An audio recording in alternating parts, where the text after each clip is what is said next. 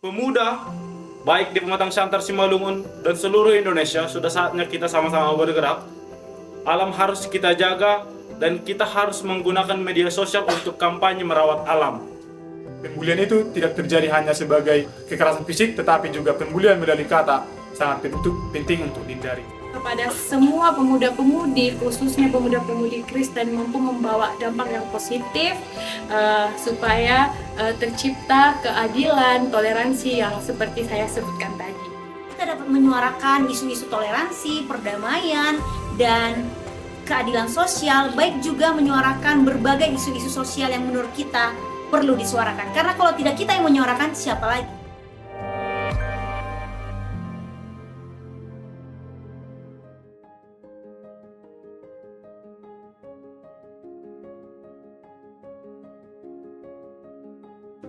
Perkenalkan, nama saya Putra Febrian Bentowing. Saya berasal dari Tarutung, sekarang sekolah di Sekolah Tinggi Guru Huria semester 7. Halo semuanya, perkenalkan nama saya Lesina Stanggang, saya berasal dari KSPPM Parapat.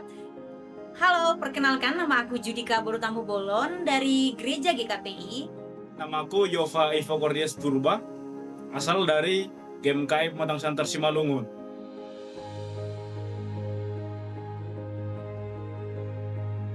Pengetahuan atau pengalaman yang saya dapatkan di dalam pelatihan jurnalistik ini, saya sebelumnya yang tidak mengetahui dalam tata cara dunia mengedit, baik itu video dan foto dalam bentuk poster dan juga menggunakan Canva, sekarang sudah menjadi sedikit bertambah pengetahuan dalam menggunakan media-media advokasi dan juga media-media lainnya seperti aplikasi yang perlu kita gunakan dalam dunia sekarang ini.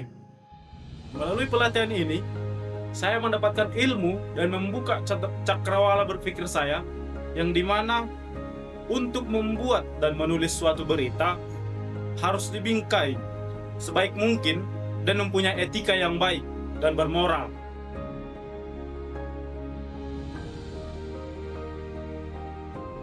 Peran pemuda di zaman sekarang ini sangat penting karena pemuda sebagai agen perubahan haruslah membawa dampak positif agar nantinya ketika pemuda tersebut menjadi pemimpin tidak akan ada lagi yang namanya perpecahan. Nah, lewat di ruang digital diharapkan juga kepada semua pemuda-pemudi, khususnya pemuda-pemudi Kristen, mampu membawa dampak yang positif supaya tercipta keadilan, toleransi yang seperti saya sebutkan tadi. Sebagai pemuda gereja, kita harus menjadi subjek media. Kenapa harus menjadi subjek? Karena kita adalah terang. Terang itu harus memberikan cahaya. Jadi melalui postingan kita dapat menyuarakan isu-isu toleransi, perdamaian, dan keadilan sosial, baik juga menyuarakan berbagai isu-isu sosial yang menurut kita perlu disuarakan. Karena kalau tidak kita yang menyuarakan, siapa lagi?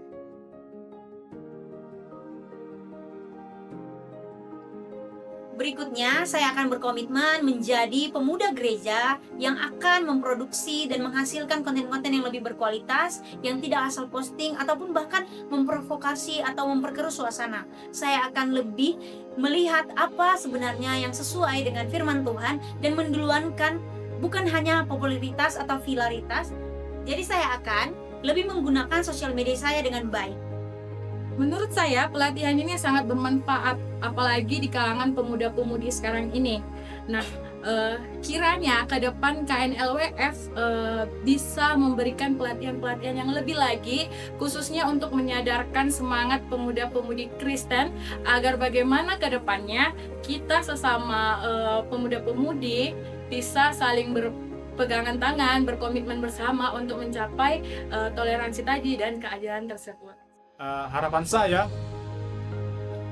dan sekarang seperti isu-isu sekarang, banyak yang membahas atau kasus seperti pembulian atau perundungan.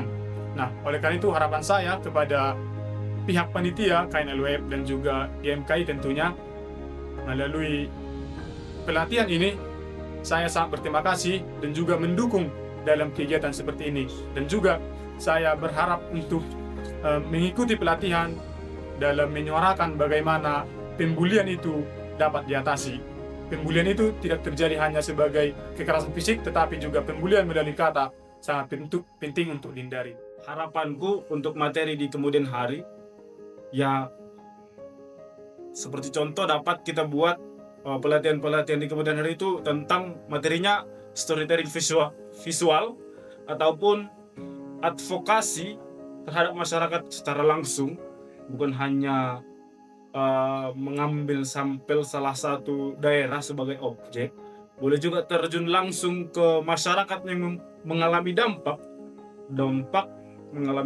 konflik, agar peserta dapat merasakan secara langsung bagaimana perasaan-perasaan yang dirasakan oleh masyarakat, dan juga dapat membangun komunitas bersama, bukan hanya pribadi untuk menyuarakan perdamaian, merawat alam di media sosial masing-masing, tapi peserta dapat membangun komunitas bersama agar komunitas ini dapat dikelola untuk dikembangkan dengan tujuan menjaga perdamaian dan merawat alam.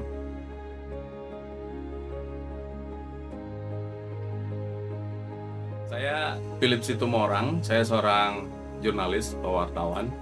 Saya bekerja sebagai koresponden di sebuah pemberitaan di Amerika Serikat.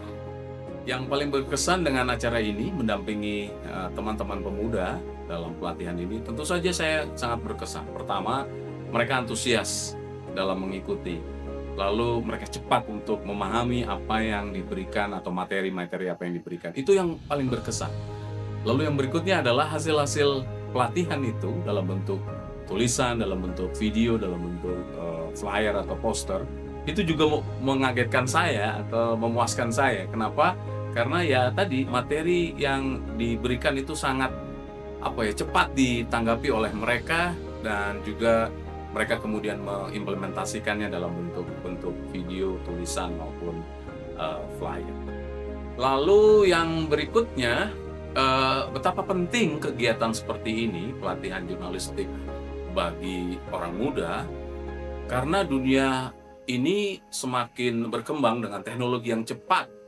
Bahkan arus informasi, kalau saya mau katakan, adalah tsunami informasi. Ketika pemuda sebagai ujung tombak atau garda depan dan juga pemimpin masa depan tidak dibekali dengan hal itu, hanya menikmati saja media sosial itu, saya pikir akan kurang dalam kehidupan mereka. Itu sebabnya saya berharap teman-teman pemuda ini selalu memahami, minimal literasi digitalnya terus ditingkatkan, dan juga soft skill yang mereka punya harus ditingkatkan, sehingga mereka bisa beradaptasi dengan suasana saat ini, zaman saat ini, dan juga bisa berkarya bagi kehidupan gereja dan masyarakat. Dan harapan saya tentu saja agar acara ini bisa terus dilaksanakan dan dikembangkan sesuai dengan kondisi zaman dan kondisi keadaan. Tentu saja saya berterima kasih buat Komite Nasional LWF yang mengundang dan juga berpartisipasi bersama GMKI melakukan kegiatan ini. Berharap hal ini bukan sampai di sini, tetapi juga bisa berkembang ke hal-hal yang berikutnya. Itu dari saya. Terima kasih.